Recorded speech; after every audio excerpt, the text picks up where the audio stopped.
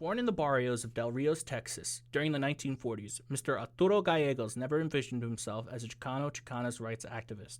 His inspiration came from his high school teacher, Mr. Montemayor, who urged him to question his other instructors.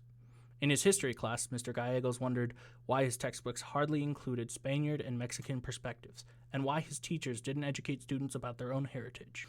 The realization sparked a desire for a higher education. Unable to find answers from his teachers, Mr. Gallegos and his classmates gained visibility by wearing serapes on campus, engaging in community charity work.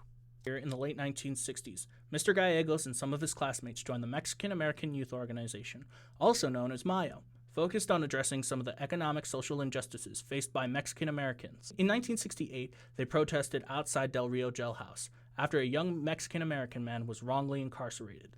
The local politicians reacted strongly, leading to the discontinuation of the Minority Mobilization Program, also known as MMP for short, part of the volunteer organization VISTA.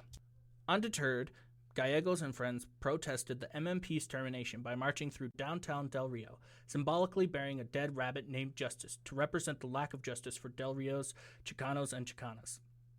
Mr. Gallegos' spontaneous actions unknowingly paved the way for a larger movement.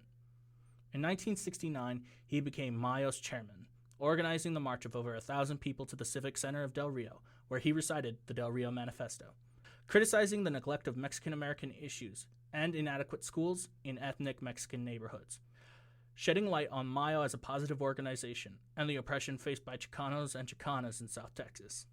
Today, Mr. Gallegos views most of his actions as spontaneous. However, more than 30 years later, he acknowledges his legacy in Del Rio.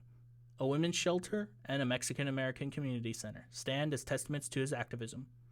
He also inspired younger generations who continue to surpass his achievements.